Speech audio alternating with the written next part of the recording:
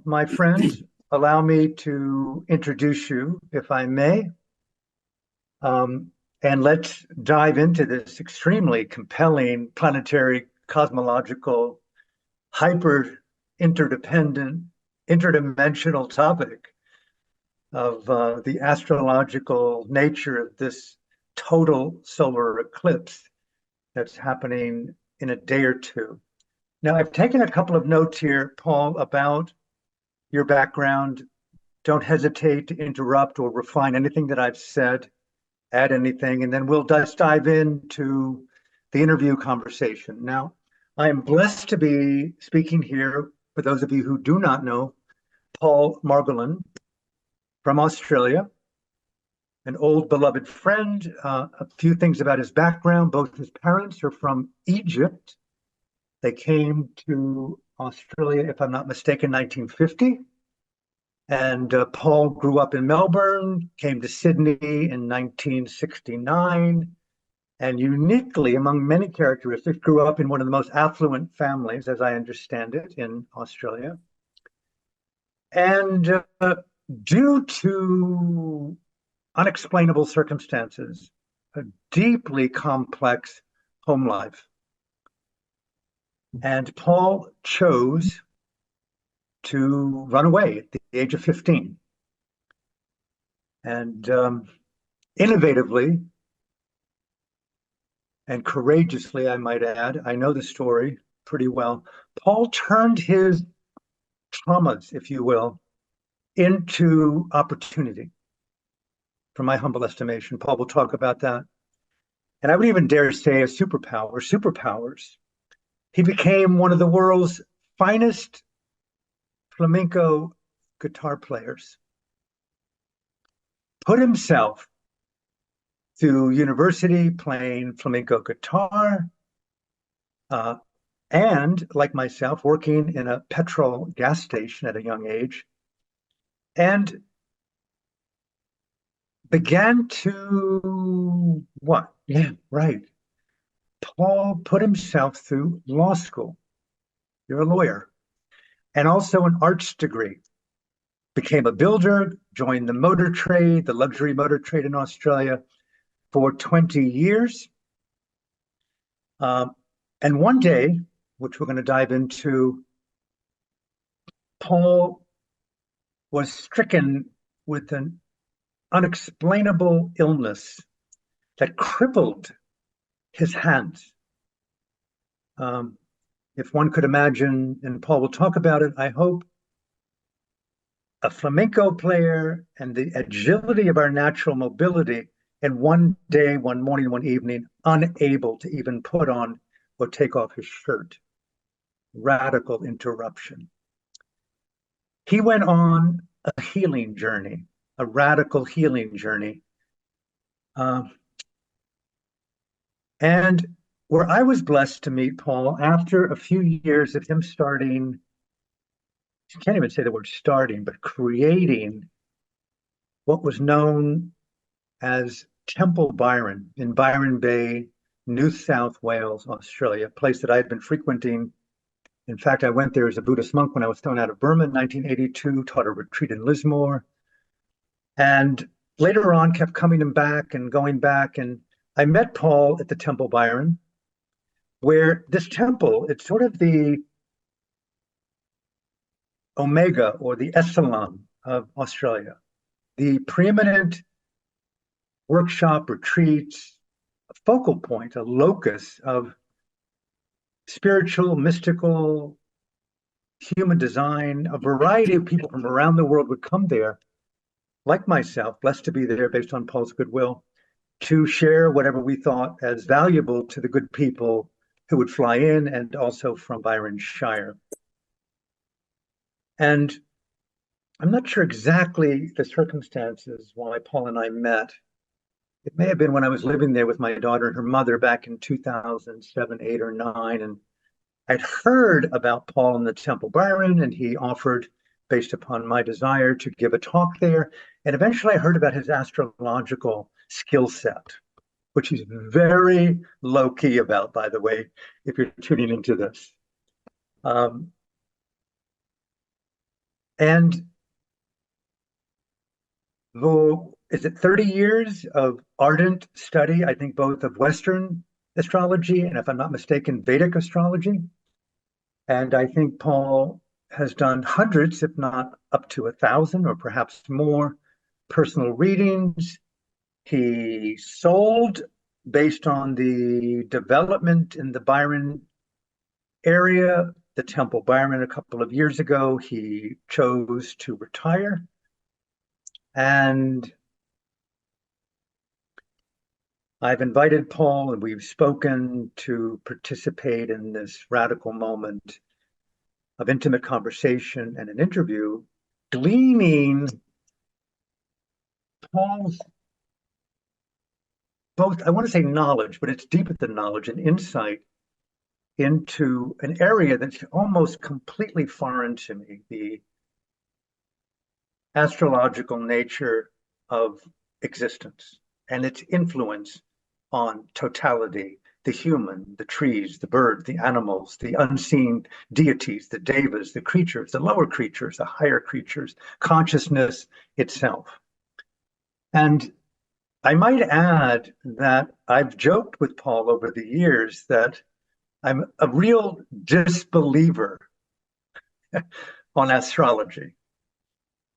But when Paul has done readings for me and my daughter, and I'm going like, oh my God, either this man is channeling and or has a kind of pixelation into cosmology and existence and the influence of psyche and personality on stars and configuration.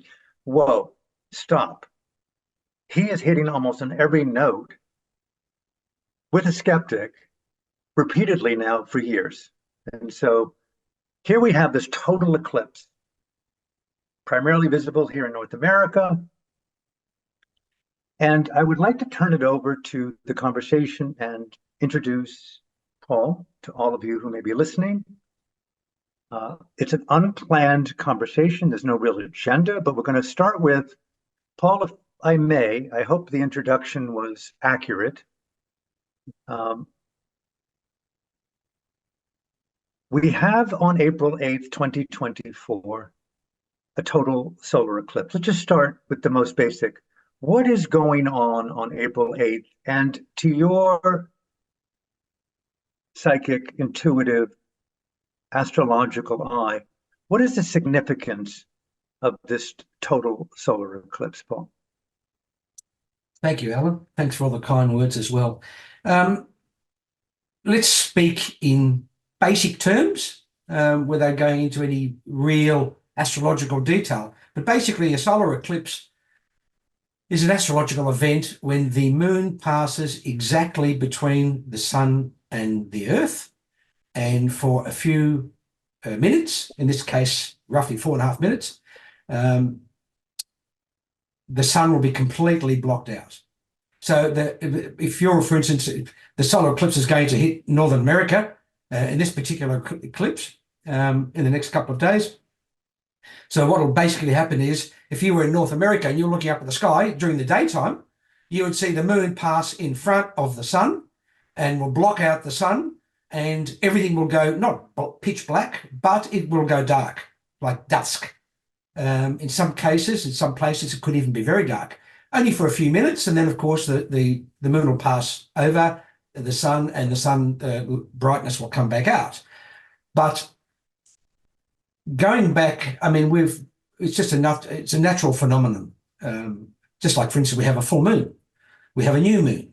Eclipses historically have always been perceived as some sort of doomsday sort of event, even though they're quite regular to some extent, because ancient cultures and ancient people, when they saw the sun blocked out, and all of a sudden there's no sun, there's no light, nothing to feed the crops and blah, blah. It was like a portal of doom. They thought, oh, this is the end of the world. So there's always been a lot of superstition around eclipses.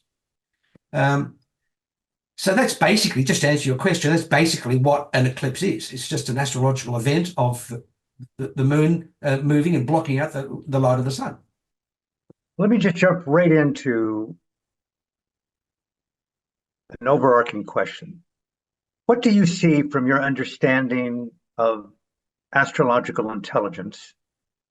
I don't even dare use the acronym AI there with that, astrological intelligence. What do you see I think it's that we as humans should be in process with for 2024 based upon the astrological knowledge that you see and feel and assess? What should we be aware of?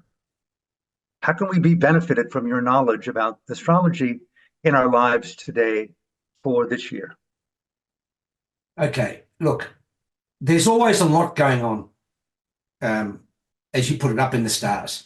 At the moment, just to give you in a simple terms, in the astrological chart, to me, the astrological chart is a roadmap of the soul's journey incarnated in this lifetime. Gives you a picture of what potentials we have. Of course, what we do with that is totally up to ourselves. I don't believe in fate. I believe that you, like a very old guru once told me, he said, Paul, heaven and hell is not a place you go when you die. It's a place you live on a daily basis through the choices you make. So, but in saying that, there are many transits. What a transit is, it's when one planet's aspecting, connecting with another, and gives off an energy. I'll just give you one little bit of information so maybe people could understand. They're going to ask, well, how do planets affect us? Well, when you have a full moon, you have a high tide. It's a scientific fact. Why? Because the gravitational force of the moon, when it gets close to the Earth, and a full moon can affect the fluid levels on Earth. Hence, you get the tides in the sea go high. They can also affect your emotional levels as a person. Why? Because you're 87% water. Some women will admit that when they have their menstrual cycle and the fluid levels change in their body, they can also get a little bit emotionally, it could fluctuate. So any hospital, any police station will tell you their busiest time is a full moon. So it's a bit of a proven fact to some extent, even scientifically, that a luminary body like the moon can affect your emotionality here on Earth. Well, if that's the case, I believe in that. I've interviewed hospitals, I've interviewed police stations. They've all said the same thing. At a full moon, the werewolves come out. The whole term, the term lunatic, lunar, the moon. But then when I started studying astrology, I found out that the bottom line is, to answer that little thing I gave you, is, well, why wouldn't Jupiter affect you? It's hundreds of times bigger than the moon. Of course it does, but we don't tune into the planet Jupiter. We tune into the moon because we see it virtually every day, or nearly. In the old days, no one would plant a crop unless the moon was in the right cycle. Of course, today we've lost touch with that sort of connectedness to nature and the environment. But coming back to the question, well, how is this affecting us today? Right. There are transits happening. There are things happening at the moment this year that are astrologically quite profound. One of the planets in the universe is the planet Pluto. Now, in astrology, Pluto rules the 8th house, the sign of Scorpio. Scorpio is about transformation, rebirthing, life, death. Of course, every planet, every sign, every house has a higher and lower vibration of expression. In other words, the lower vibration of Pluto is possible violence, obsession. The higher vibration is rebirthing. Phoenix rises from the ashes. The snake sheds its skin. You have to go through some element of pain and letting go. For instance, to let go of the dead skin, but then rebirthing. Look at that. The snake comes out brand new, ready to start again. The grub that turns into a butterfly and flies away. A painful process of the grub when the butterfly is metamorphosizing at that moment to come out and fly. But then it flies. So Pluto is about total transformation, life and death. Why I tell you that is because Pluto is the ruler of Scorpio, and it changes signs. It takes Pluto 249 years to go around the sun once. So when Pluto changes signs, astrologically, it's quite a big event. with astrologers. So Pluto has just gone into the sign of Aquarius. It actually went into Aquarius on January the 20th. It's going to stay in the sign of Aquarius for 2 decades, 20 odd years, because it is a 250-year transit. But they say wherever Pluto goes, Pluto's about revealing hidden things. It's about darkness being exposed. Because after all, Pluto is sort of the dark side.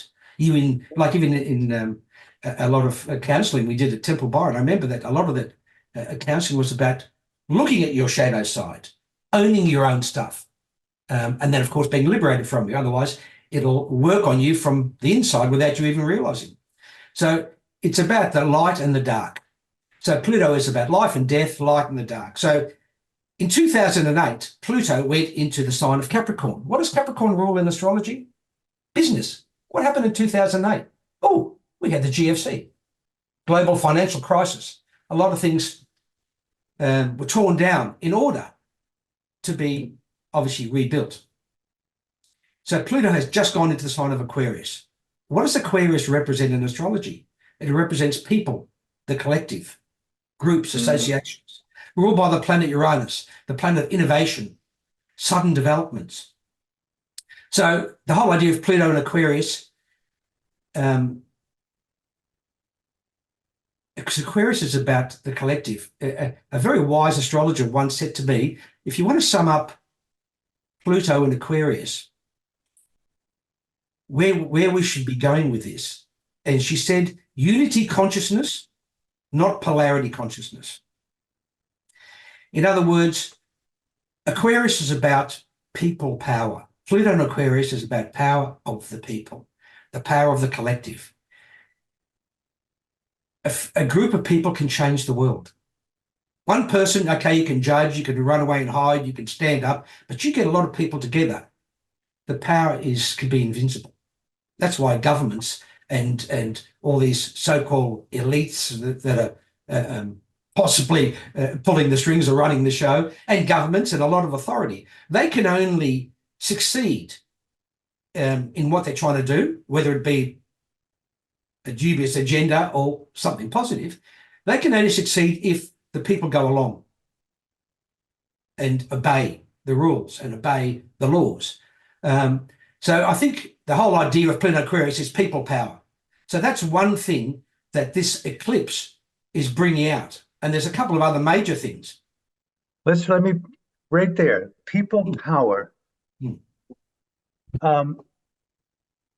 When you bring up the phrase people power, let me just be very frank and let's just dive right in the most transparent way. Obviously, you are more than a free speech advocate. You're a free speech activist, as I am. And people power represents anywhere from community, family, the power of interrelated, the mycelium of biological, cognitive, existential intimacy.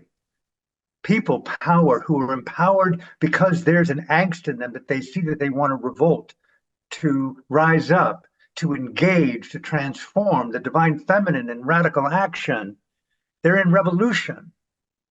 So there's degrees of this people power that isn't just marching or doing an ayahuasca group ceremony. It's really the possibility that we may need to join in solidarity, right? And rise up with and against and encourage and to rebel. Now, this is where I'm going to ask the question, what would you say the context is that you see, Paul, that we would need to employ people power right now? What is the politic that you see on a global level? Give us an insight into what you see and what you know. You're a deep investigative journalist researcher. You are prolific in your research and cross-examination. I dare ask you, in all fairness, what do you see that we are dealing with today on planet Earth? We obviously are dealing with obvious things like technological fascism, the word totalitarianism being uttered in Waldorf schools today. George Orwell has gone viral. deep state is ubiquitous. It all started with the Rothschilds and Zionism. Fiat is tanking. Digital IDs and social credit scores are ubiquitous. China's gone global. Who do we trust? Where do we go? There seems to be the greatest challenge of existence at this time, where people power is like, guess what, man and woman? Either we're going to really put our eyes in high clarity together, or we'll be socially engineered into obedience and compliance, and we'll kind of agree with our own slavery. What do you see if you'd share, Paul? Sure, Alan. Unvarnished. Sure. Alan, when I was growing up, I remember the corner shop. You could go to the corner shop, you could buy your food, fruit, veggies. The shopkeeper was a friend. As you grew up, he became a closer friend. There was a sense of community. You go to a lot of country towns now, and there's still a strong sense of community. But now people, I mean, we all live in communities, we're communal beings, but we live now in an environment of separation. There's now big conglomerates, no more corner shops. It's now the big department stores have taken over, and they're making billions and trillions of dollars. Profits and profit margins and shareholder results are more important than really doing the right thing by the average person. A lot of people are fearful. A lot of people, I know people that live their whole social life on social media. They actually don't physically talk to anyone. They look at screens and communicate by text and whatnot. I think society is changing, obviously. We've become a little bit detached from nature at the same time as that. It's not really a good picture, because here we have so-called, I don't know whether you want to call them the elites or whatever you call them. Some of these people are running all the reserve banks in the world, and they're making trillions of dollars, and all these huge companies seem to be owned by the same people. And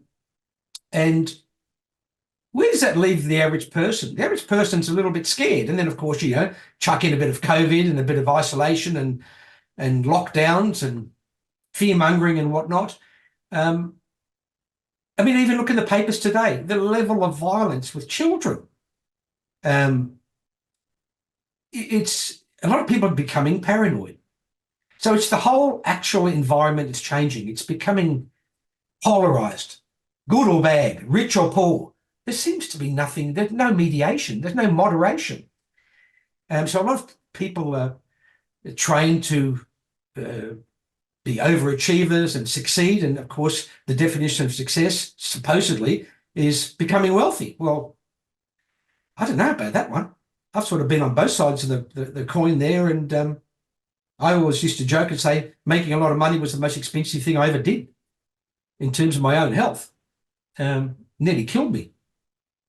But coming back to the transits and the astrology, Pluto and Aquarius, it was foretold that at this time, and even if you want to go back and look at some of the teachings in ancient scriptures and Bibles and prophecies and who knows what, I can name heaps of them if you want me to, they all indicate that this is a time where there will be some sort of battle between darkness and the light. And as you know, the bigger the light, the bigger the shadow. The duality of life, all of us. Shakespeare said, joy is a function of sorrow. Without one, you will never really truly understand the other. So we need to have a little bit of a shadow side and a bit of a darkness. But I think we need to be aware of our own stuff and start to realize that, what was the old American Express saying? It is more blissful to give than to receive. Sometimes, when you listen, Alan, when you listen to, you've got a daughter, when you first held your daughter in your arms and you were crying, little tears screaming down your face, that wasn't coming from your head. That was coming from a deep, ancient part of your soul that is buried in your heart. Mm-hmm. That's where the cellular memory lives. It's all in the heart. When you listen to beautiful music and you shed a tear because it's overwhelmingly gorgeous, where does that come from? That doesn't come from your head. Your head is part of your ego. It's trained to compare, judge. This is good. This is bad. He's this. She's that. I need to do this to protect myself from that. And this is the practical part that the mind does. But the heart, with all the wisdom, sometimes gets shut down. And I told you the story about that ancient Vedic, or ancient, he was nearly, I think in fact he was 100 years old. Mind you, he looked 80, but he was 96 or 98. And he said to me, he said, Paul, just be careful. The head screams and the heart whispers. Be careful who you listen to. One is the ancient wise part of you, and the other is a screaming baby that's fearful. So I think the whole idea of this Pluto and Aquarius age is about people reconnecting together. Aquarius, people connecting together. They're going to form partnerships. They're going to form conglomerations. They're going to form unions that will be a win-win situation for everyone. And it'll come back to, like Nostradamus predicted, this will be what's coming up, will be the beginning of the golden age. One nation, no more separation, blah, blah. But before we can get to that, look what we're going through. We're going through the dark part of Pluto, revealing of corruption, violence. Look what's going on in the world. We're on the verge. The last time Pluto was in Aquarius, listen to this. By the way, it'll be in Aquarius until 2044. The last time, and it's like one thing I need to also bring in conjunction with this Pluto and Aquarius, there is another aspect, astrological aspect, that has to be mentioned. The planet Jupiter, which stands for expansion, it rules Sagittarius, the ninth house of the higher mind, the interconnectedness of all things. It's one of, they call it the luckiest planet. It's obviously the biggest planet in our universe. Jupiter is conjuncting. What does conjuncting mean? It means meeting together in the heavens. Jupiter, the planet Jupiter, is conjuncting the planet Uranus. Now, Uranus is the leader of Aquarius. It rules the sign of Aquarius. Uranus is innovation, technology, breakthroughs, science, the Uranian energy. When you just blinked your eye, you didn't think about blinking your eye, just blink, because it rules, in medical astrology, Uranus rules the nervous system. So it's innovative, it's original, it's spectacular, but it's also sudden, possibly sudden. Uranian things happen suddenly. So we've got Jupiter expansion meeting the planet Uranus of sudden events, and it's happening. It's going to be exact on April the 15th. Now, the last time we had Jupiter conjunct Uranus was in 1941. We had Pearl Harbor being attacked in the beginning, and World War II. Because Jupiter Uranus in a lower vibration of expression, of course, is explosion, violence. Jupiter expansion, Uranus is sudden developments, and Pluto is the darkness. Bang, you put all them together, you get a bloody headache. It's a scary thing. And I believe, I'm a little bit, look, I read the newspapers every day, and I listen to the news and on TV, and I listen to social media and all the conspiracy theories as well, and I get a good dose of both sides. And both sides scare the hell out of me when I see both sides, what's going on. Not that I believe everything I see. But what do you mean by both sides? Well, if you look at mainstream media and the mainstream news is one thing, but then if you look at social media and you go into some of the conspiracy theorists about what's really behind some of these developments and who's behind it, and it's pretty scary to see, well, all this news is not good. The rich are becoming obscenely rich. The average person is basically being brought to their knees. We're on the verge of a possible third world war. Here we are, and what upsets me the most is here we are a couple of thousand years later. We haven't learned a bloody thing. We're still killing each other in the name of supposed God. Are you kidding? That's, to me, that's just obscenity, to think that after so many decades, thousands of years, we're still doing what we did before. Okay, different this, different that, but then we're still doing it. Look what's happening. Anyway, coming back to the transits, Uranus, that Uranian Jupiter conjunction, and Pluto, and bang, what have you got? You've got earthquakes happening all over the world. You've got extreme weather events. You even had an earthquake in New York, for God's sake, yesterday. So things are happening. Do you see this expanding complexity, for lack of better terms, darkness within the astrological assessment of astrology? How much of it is your own personal view and how much of it's connected to cosmology and astrology? In astrology, there's no really good or bad. There's just transfer of energy. That's more of a judgment we make of what we see as good or bad. But there are some things happening astrologically that were, with all the astrologers that I've spoken to and studied and read about and watched, they've all said the same thing. This is a major time of a major shift happening in the world with human beings. Now, that shift in a nutshell is what? What do you? That shift is the old way is phasing out, and there's a new way of existence and for the collective coming in. So we're going through the challenging phase at the moment. But don't kid yourself. The bottom line is this is going to turn out wonderful, because it's about time. It's going to give everyone the opportunity, whether they go along with it or whether they're forced into it, is that things will change. I think the people will just have enough. There are countries all over the world where people are rising up against their governments and saying, you know what, enough is enough. We're done with this. And even armies and police forces are not doing what they're told, because they're not going to persecute their own families. I think at the end of the day, this will be a beautiful thing that will bring people together. And that's part of that collective unity consciousness that we need to come back to, and to realize that we're all brothers and sisters, no matter what the color of our skin or what the sex we are or whatever. We're brothers and sisters, and we can live together. We can look after this earth and make it the paradise that it always was before we went a little bit skew-if and went astray, and we started, without pointing fingers at anyone, we started doing a few things that really weren't good for all of us in the collective.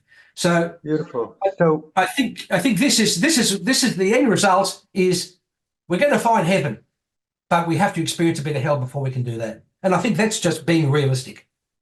So on a human, practical, intimate, I dare not use the word spiritual, but a psychological, emotional intelligence, a mindful intelligence level,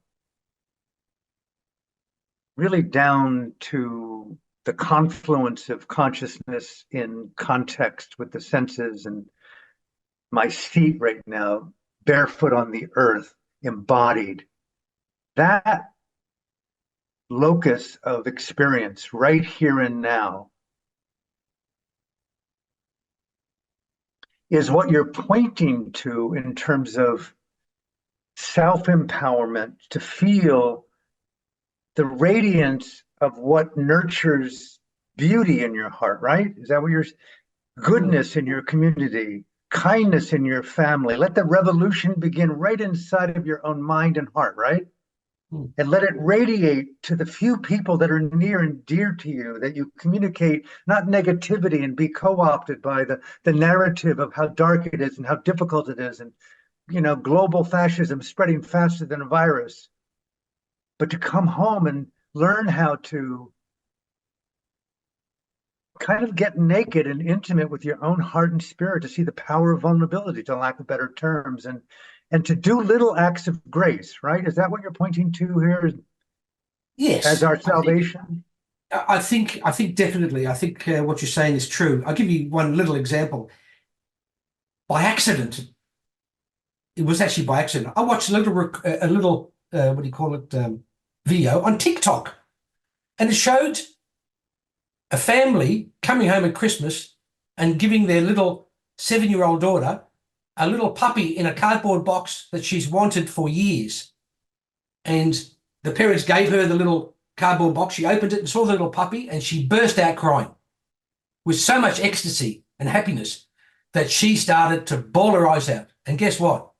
I was bawling my eyes out with her. And I think what that says is that we're all connected. We all feel each other. They say that the flapping wings of a butterfly in the Amazon are connected to you and me sitting here talking on this Zoom conversation. We're all connected. And I think, why don't we start to acknowledge the best part of that connection? And beautiful. that's what's going to make us all the best versions of what we really can be. And I think that's where we're headed. But to say there's a few challenging astrological things going on at the moment, yeah.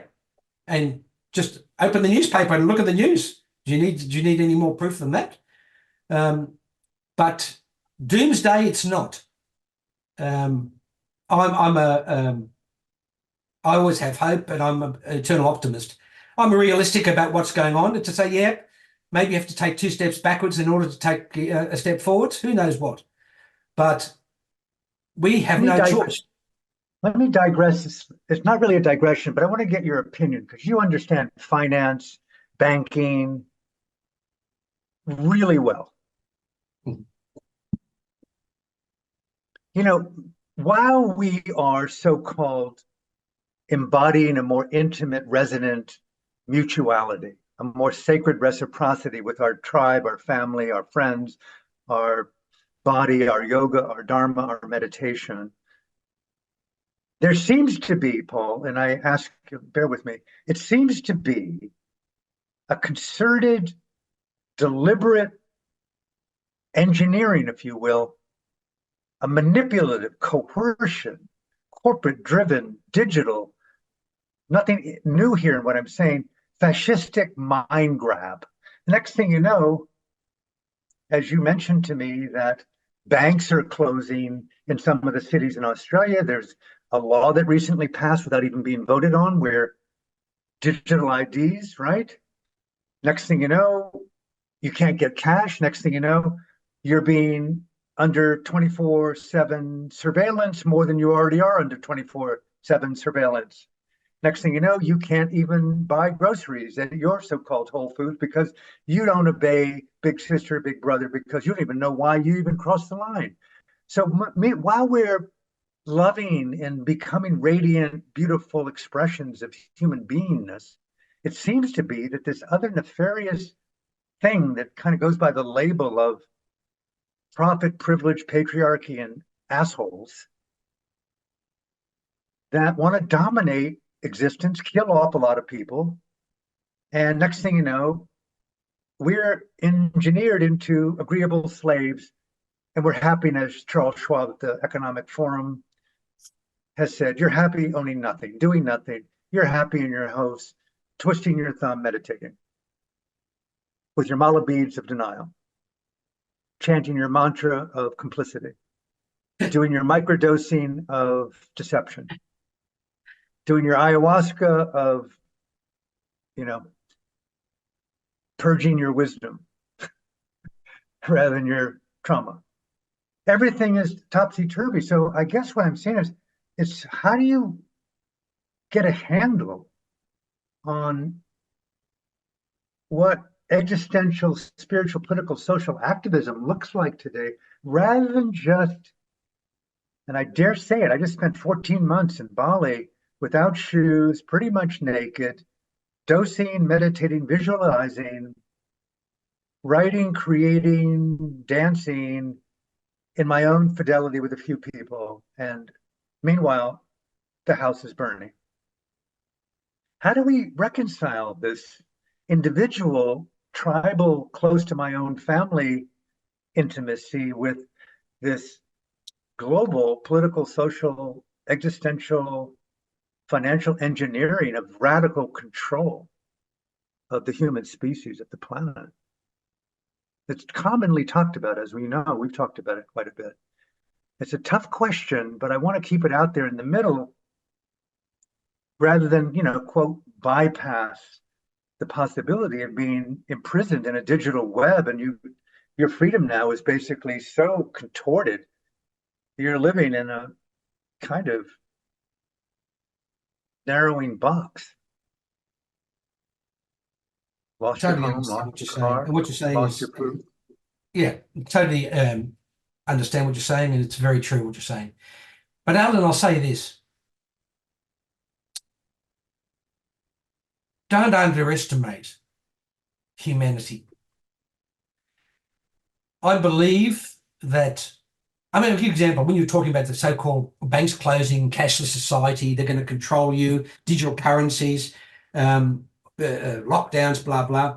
Just the other day here in Australia, they had a special day. Go and take your cash out of the bank. And sure enough, it was on Tuesday, and everywhere I went to the city, there were queues outside the bank of people taking cash out to show the government that the people don't want cash to be taken away. Because as you know, the biggest problem is if there's a cashless society and every currency is digital, what happens if we have a solar flare or some sort of hacking event from another country, let alone our own or whatnot, or a satellite gets hit by a meteorite and we've got no internet. Guess what? We've got no banks open. We've got no online banking. Your digital currency won't work. How do you buy food? You can't.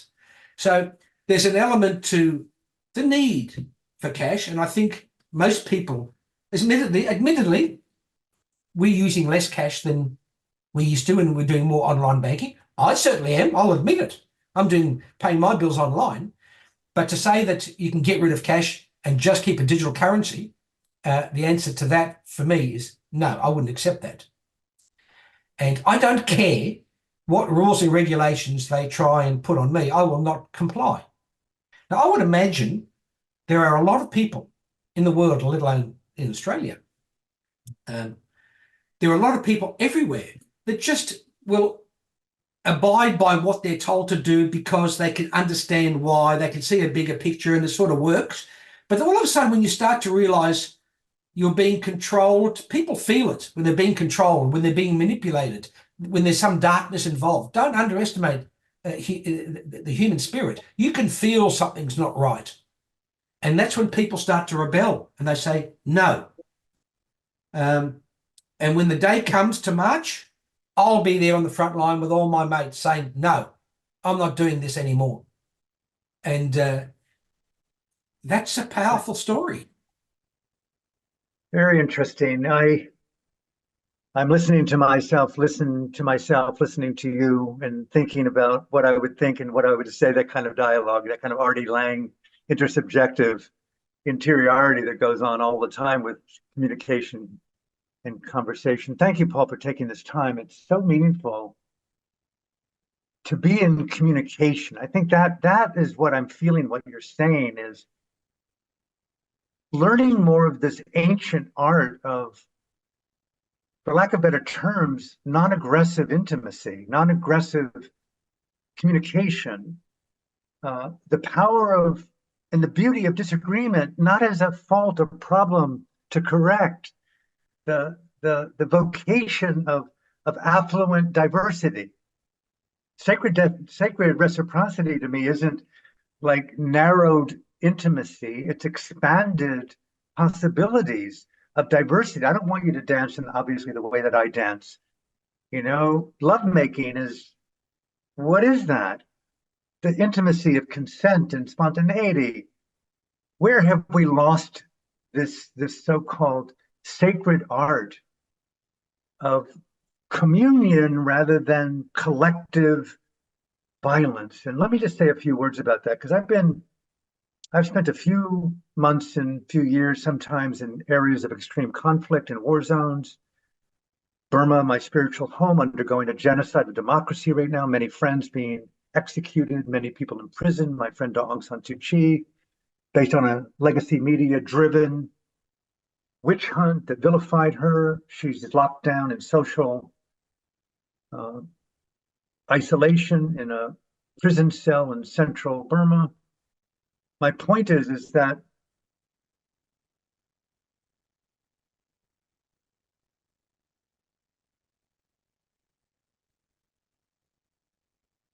this edge of me that wants to come back to the West to fight isn't about fighting with my hand. or using just the power of the voice, but it's also to do what I can, which I think a lot of people feel today, is the naturalization, the normalization of violence. You know, the forever war label of President Biden, the military industrial complex that drives these massive corporations and the amount of weaponry to kill, the Ukrainian Russian war, statistics of drones and murders. All of us paying taxes as proxy murderers today. Afghanistan, $7 trillion of American taxpayers' money as proxy killers. Iran, 1 million women and children killed in the name of what? Lies. Syria, Libya, Yemen, one of the greatest humanitarian crises in the world. Who could ever speak about the horrors of Gaza today, the terror that the Israelis live under? The Middle East ready to explode, the world ready to explode, nuclear war ready to be triggered, all these things you read across the board. And I ask myself, Alan, what can you do with the preciousness of your breath? What does really truth mean here at this point? How do you even know what you and I talked about? How do you even know what you think is not being co-opted? How do you really know, Alan, is what you're thinking to be true? And so it's like this radical juxtaposition of archetypal energies, which is not new in samsara or existence. Good and bad has been older than the creation, right and wrong, older than God and the end of the universe.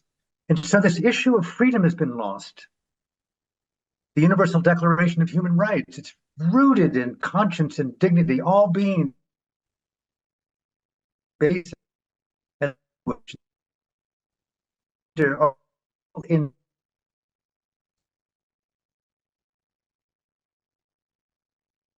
I don't restore here to invite you restore a love of conscience, a love of mutuality, a love of freedom.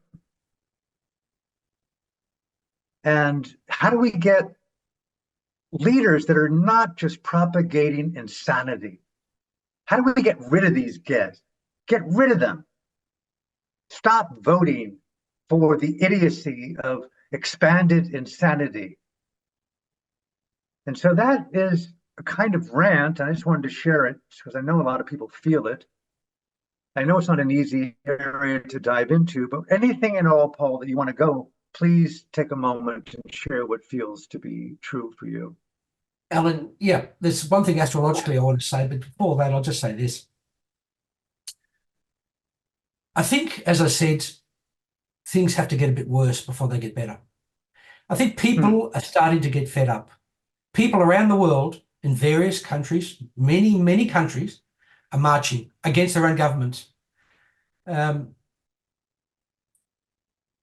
virtually every country, there are marches now where the average person are joining in because they don't approve of what the government's doing. And don't kid yourself, the governments, sure, they're fairly arrogant, but at the end of the day, they've got to be careful, and they know it, because when the public, the people, stand up and say no, they lose all their power, because it's. I think things will get worse before they get better, but I'm hopeful that eventually there'll be a turning point, there'll be a shift. And I'll just tell you this, there's one thing I haven't spoken about, and it's very important. When I mentioned about the Pluto in Aquarius transit every 20 years that we're having right now, and what that means, together with the Jupiter-Uranus conjunction in Taurus, so that expansion and sun developments in this earth sign of Taurus. At the same time as that, the moment that eclipse is exact at 4:20 a.m. on the 9th of April, 2024, here in Australia, the exact moment of that eclipse, the planet Chiron will be exactly conjunct the sun at 19 degrees, 24 minutes Aries. Now, What does that mean? I'll tell you about the planet Chiron a quickie in a second. But for a planet like Chiron to be exact in conjunction with the eclipse, exact, not 1 minute, not 1 degree or 1 minute, exact, is a 1 in a 10 billion or trillion. Wow. Like it's unheard of. Unheard of. I've never experienced that, seen anything like that ever in my 30-something years of playing with astrology. But the planet Chiron will be conjunct the eclipse exactly, and it'll be in the sign of Aries. Now, I just got to tell you, planet Chiron, I won't go into the Greek mythology of who Chiron was, half man, half horse, wounded, left the flock, went to kill himself in a cave. Just before he did himself in, God spoke to him. This is Greek mythology 5,000 years ago. God spoke to him and said, Chiron, he said, God, help me heal my wounds. I can't go another day with this pain. It's because we all come in metaphysically, we come in with some pain, something we need to conquer in our lives. Apparently, God spoke to him and said, Chiron, I will heal your wounds instantly on the basis that from this moment on, you go back down to your tribe and you heal the wounds of others. Hence, Chiron became the greatest healer of mankind. I gave you that little spiel only because that's the vibe behind the planet Chiron. They call Chiron the wounded healer. Takes 48 to 50 years to go around the sun once. And in fact, for instance, my Chiron return, when I hit 49 and a half, nearly 50, when Chiron did the full circle, was the biggest shift I ever had in my entire life. I went from the motor trade to the healing center, in between the crippling disease. So Chiron, the planet Chiron is going to be exactly on top of the sun and moon in other words, it's going to be on top of that eclipse, exact. So there's some profound element of wounding and ultimately healing to do with this eclipse. So that's why a lot of astrologers are saying, sure, the eclipse is going to be pretty full on. And it is now. Look, we're on the verge of a war. And in this morning's news, America's worried about retaliation from Iran. And then it's going to escalate. And then we've got the Ukraine, we've got Israel, we've got this, we've got that. I mean, it's getting pretty volatile. Something could blow. So this eclipse, everyone's a little bit scared, could trigger something like that. And maybe it will. I don't know. But I'll tell you this. The sooner we get rid of all this darkness and see through it, the better. Because it's time now to put that behind humanity and start doing what Nostradamus said 550 years ago, create the golden age, where we're one people and we're connected together and we're looking after this world and we're looking after each other. And I don't want to sound too optimistic, but I still believe that we can start doing that by every day you wake up, try and be the best example of who you can be for that day. And if you do that step by step, we'll all start recognizing that we're doing it together. And maybe that's where we're headed. Beautiful. I'm feeling where it feels true for me in what you're saying. It's there. And I'm coming, how I feel it and how I manifest it in my own personal life is there's a part of me, Paul, that feels like step aside, let the system implode. They're not listening anyway. They're censoring. They're cutting us off even for intuiting things that might be controversial. And so self-censorship is like the new Dharma in a weird way. Certainly with the social media platforms, unless you're on some other platform called your own mind with a couple of friends and series off and it's in a radiation bag and everyone's paranoid. Everyone fears being a Snowden or an Assange today or an Aung San Suu Kyi. Then you've got, okay, take care of your own humble, spiritual, existential, nutritious day-to-day life with you and your family and your friends. Then you've got the potential of a more, what you brought up earlier, which I want to go into more, is people power. And the innovative expression of that today, what does that look like? And the last category for me is like, if we were in something called, I say this with respect, an end game, maybe not total darkness or the end of existence, but an end game of anything that we know of as civilization continuing, even to the point that could be even a dystopian future. We don't even want to be alive, particularly. Transhumanism become, who knows, and AI and NHI's non-human intelligence have all of a sudden infiltrated the planet. And it's like, oh my God, give me death. There's far better things than being alive or dying. And so this term I came up with some time back called psychedelic activism. It's not so much giving, 1960s, 1970s LSD or ayahuasca or MDMA or ketamine or psilocybin or any of the other kind of somas that are out there to the elites, but it's basically making it somewhat satirical, somewhat high option, if not mandatory, for those who run for, it's not an original, political office and high leadership, that we get a readout on their psyche and their consciousness and their social, spiritual, mindful intelligence, or whether their hull is cracked and they're psychopaths. We need something. And I'm not saying just give it to the elites, the politicians today. That's not my thing. I don't even use it myself, except really rare. But I think the future is held in the hands of the feminine, not just women, but the feminine inside of men as well, the divine feminine, for lack of better terms.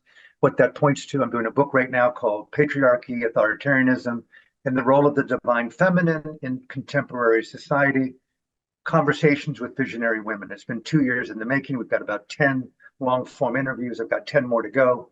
And I'm learning a lot. The book is primarily for me to learn and for my daughter's generation, who's 17. My point is that psychedelic activism, if I were left with, Alan, what do you think? If I were able to talk to former President Trump, Robert Kennedy Jr., to President Biden, to Macron, to Trudeau, if I had a chance to be at the United Nations and they asked me, Alan, what do you really think we should do? I think open your mouth with a group of very awakened women.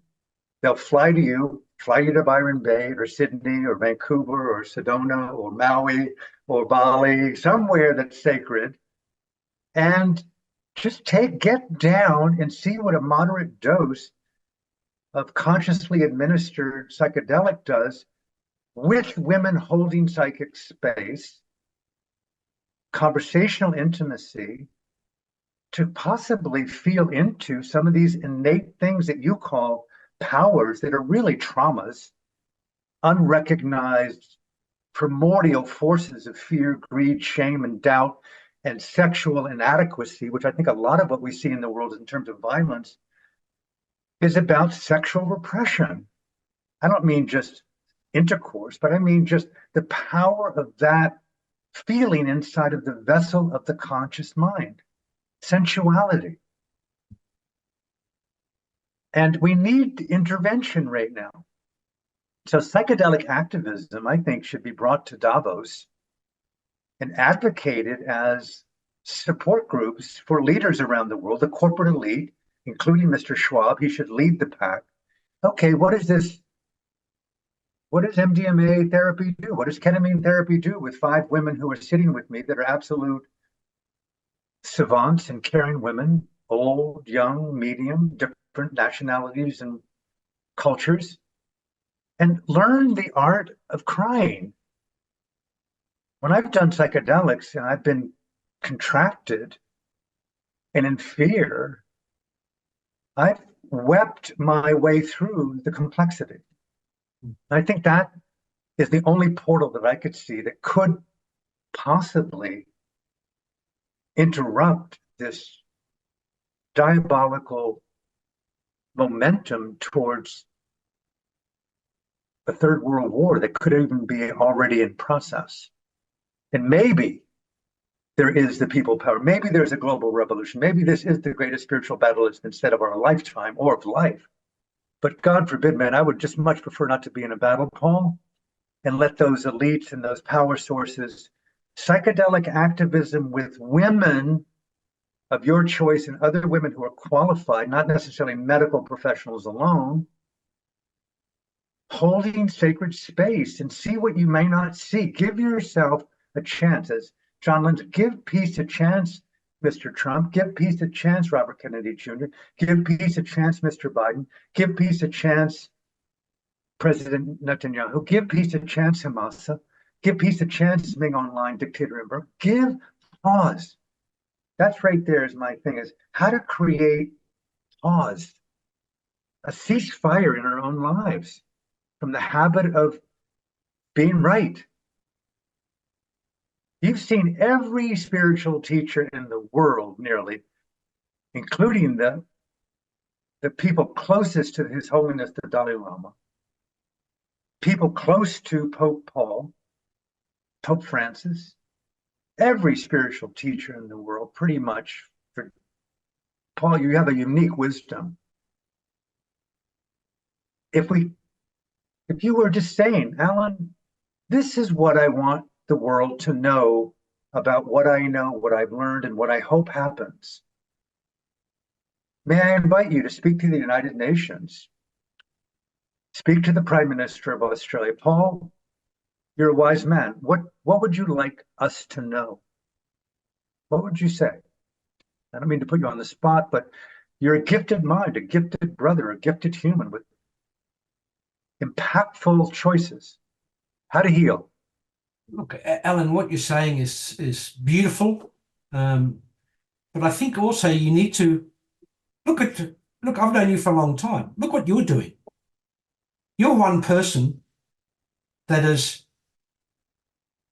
always spread the word of the spiritual path, love, open-heartedness, connectedness to each other. And you've done it in such a beautiful, articulate way. Even when you were ill, you were doing it on a daily basis, workshops and seminars and Zooms and podcasts. You are relentless in trying to change the world to make it a better place. On a very different level, to some extent, I'm doing the same through my astrology and through the healing center I have for 2 decades. I know so many people that care, and everyone's doing what they can do in their own way. I've always said that the checkout chicken Woolies can tell you something that can change your life forever. Sometimes it's only just a few words can change someone's life. I think there's a lot of people out there, Alan.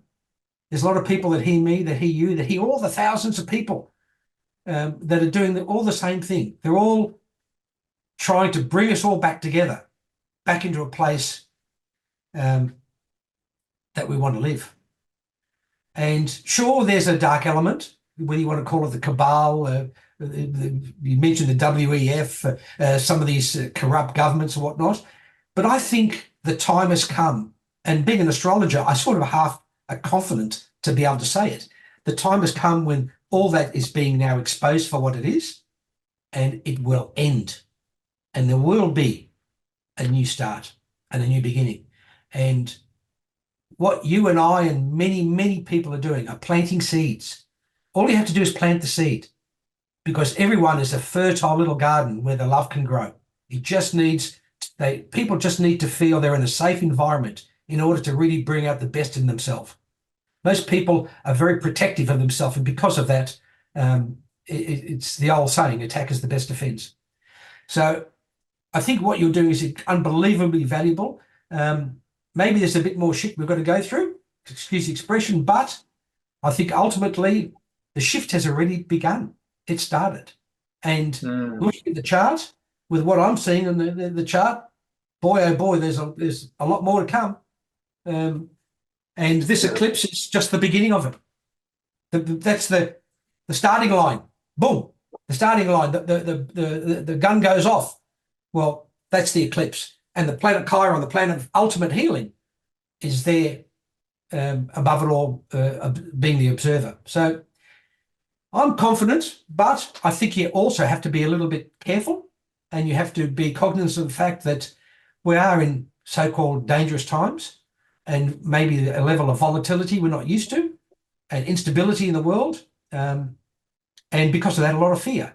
So we have to learn to manage that, but that doesn't mean to shut your heart down because Right, then you become exactly. a cold, hard thing like the But problems that we're trying to fight. spot on, spot on. This shutting down, if I can say a few words, both to the people who may watch and to you and I, and obviously we've known each other so long, and a passion of mine is Myanmar, Burma, my spiritual Dharma home, where I was briefly a monk and very active as an outsider in Burma's struggle for freedom. The book that I did with Aung San Suu Kyi, the imprisoned Nobel Peace Laureate, The Voice of Hope, the books that my colleague and I, Fergus Harlow, put together, Burma's Voices of Freedom, interviewing close to 200 former political prisoners. More recently, the book that was read by the former UK statesman Derek Tompkin called The Voice of Hope, Aung San Suu Kyi from Prison, a letter to the dictator. He read it. It refuted the allegations of her being complicit with genocide and ethnic cleansing. He submitted it to the World Court, universal jurisdiction in Argentina and Germany. They reviewed it. They accepted it as evidence on her behalf of it not being true. We don't see what the outcome is. But more to the point is, she's symbolic of the people. They call her Da Su, mother of freedom. And she's vilified as she's a global witch hunt. It's amazing. But the essence of Aung San Suu Kyi, as I know from the years of knowing her, and the people, the women of Burma, the revolutionaries, the men, nonviolent, committed back in the day, was about reconciliation, Paul. The opposite of the certainty of, I must kill you in order to be free. Right there, the openness of heart. What do you mean by that, rather than making you wrong by a trigger response? Just the willingness to hold space together, to hang out, learn disagreement as a virtue. And here we have a country that represents, back in the day, a revolution of the spirit, revolution born from the wisdom of reconciliation. The United Nations and the Universal Declaration of Human Rights. Why resort to violence when we can learn to talk about it? And here we are as a sophisticated modern species, and we're still bombing and shooting and droning and raping each other as natural to the way in which you spread freedom and democracy. It's like, give me a break. Something is in the collective intelligence that's so distorted that I feel that this divine feminine expression of reconciliation needs to be unpacked. And therein lies the possibility of a sacred future. And I think I just want to say that. And I'm not idealizing Aung San Suu Kyi, but I'm really elevating what I remember to be Burma's revolution of the spirit and why I was involved. It wasn't about Burma alone. It was about the saving of the most sacred thing on earth, is sacred coexistence. I don't want to just be an activist. I want to be a lover. I love the stage. I love intimacy. I love lovemaking. I love poetry. I love spoken word. I like writing. I like dancing. I like walking. I like living. But I don't like, I'm at two with violence. And how do we instill this in people to become just, I refuse to participate in the glorification of violence and deny that deep trauma of proxy murder, civil disobedience, civil disobedience. I refuse to participate in tax dollars to kill, boycott, divest, right? We got to get real and practical. Where are the leaders? Part of it, I'm not a leader particularly. I'm kind of too radical, and I'm on the spectrum, no offense to the spectrum, and got Tourette syndrome and brain trauma that was undiagnosed from a car accident when I was a kid. And so there's all kinds of, but leaders. Robert Kennedy Jr., leader. I think it's a case of, interaction rather than reaction. We've got to, like the way you described Aung San Suu Kyi, and her attitude is what a beautiful attitude to have. Rather than try and make someone wrong, it's not a matter of right or wrong. It's a matter of, let's work out, find the best, something in the intermediate for both of us, that works, and do it, and coming from a place of an open heart with a willingness to want to cooperate, and that is really success. Beautiful. But In Burma, Paul, in Burma, just briefly, I sorry to interrupt you, that Yeah. I was just flashing my teacher, Seda U Pandita, who took over from Mahasi Seda when he passed away. He started these youth-oriented nun and monk summer camps. And inevitably, you have 300 to 400, 500, 800 5-year-olds to 14-year-olds in a monastery away from their parents. They just went crazy for the first week. And they would often get into fights, ironically. And one of the ways he would remedy that kind of conflict is he'd have two young monks, 8 years old, stand apart from each other and fight, but they could not reach each other with their hands and fists. And he would, no, no, no, keep fighting until they both would fall down on the floor, crying and beg, please, I'll never fight with you again. I'll listen to you and learn how to cooperate rather than pushing or hitting. And that was like a very unusual remedy. Like play it out, cathart it out. And maybe we need to take some of these leaders and put them on the front lines of where our drones and our weapons and our missiles go and let them see what ordnance and bombs do to human life and put them in the body, put them in the vicinity of murder. Well, Alan, listen to this. How about this? Going on from what you just said, with the whole Jupiter-Uranus conjunction and the eclipse, maybe there is something sudden, unusual, out of this world coming. Now, let me just give you a scenario off the top of my head. I know it's going to sound crazy, but listen to it. You noticed in the last 6 or 12 months, everyone, all the governments around the world are admitting to alien existence. The US government has admitted to having found this or found that, identified this that's not from this earth and blah. All of a sudden, there's a lot of alien stuff being exposed or coming out or released that was previously hidden. Who knows? Just imagine something really way out. Just imagine at any particular one moment, every human being on earth will see in front of them a recording of an alien speaking in whatever language they understood, because these aliens are pretty smart. If they can come here and do that, they're a lot cleverer than we are. And everyone heard this thing saying, here's a 15-second video of your Earth in 2 years from now. And it showed this barren, destroyed, everyone dead, gone, virtually pulverized. He said, now, you've got a chance now to stop it. Otherwise, you're all going to die. I shouldn't be here telling you this. I'm leaving in 14 seconds from now. But remember that picture you saw, because that's where you're headed virtually tomorrow. And bang, disappears. Now, that's scientific, that's science fiction type stuff. But I'm a believer in weird stuff. I've experienced things in my life that defy any form of scientific explanation. And I'm the most skeptical Virgo you can imagine. I check into things and stuff. I don't just believe things. But who knows? Maybe something can happen.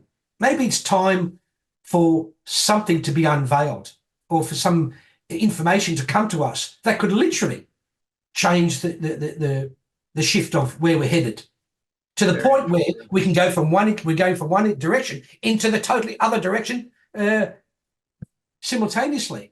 Why not be positive to think, and I don't know if it's going to be aliens or bloody the German Shepherd next door talking. I don't know. All I know is this. You have to keep hope.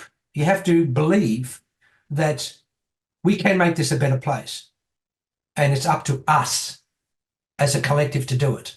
And the one thing I've always saw about this eclipse and this Pluto in Aquarius, it's a time of rebirth. And I think that's great. Beautiful. Love it, Paul. I'm just having spent a couple of long periods in Indonesia and Bali and nature. I remember the months being blessed to stay with you at Temple Byron, and just the impact of being in such a sacred environment, both the way in which you creatively I mean, it's just for those of you who've never been there, it's like beyond the beyond aesthetics. Paul is a master savant of aesthetics and energy and frequency, which we didn't get into, which maybe we can do a next iteration of that. Frequency master. And nature, the kangaroos, the cockatoos, the butterflies, trees, the garden, the flowers, just holding and crying and feeling and being naked in nature. I dare even use the word healing. You feel and hear so much. I couldn't advocate enough for those who are struggling with stress or anxiety or trauma or fear or doubt or deprivation or inadequacy. Find a place in nature, struggle to get there, and just begin to acquaint yourself with a little bit of walking. Take your shoes off in the summer if you can. If not, wear sandals or shoes, but just let light onto your body. Breathe the plants, the trees, the flowers.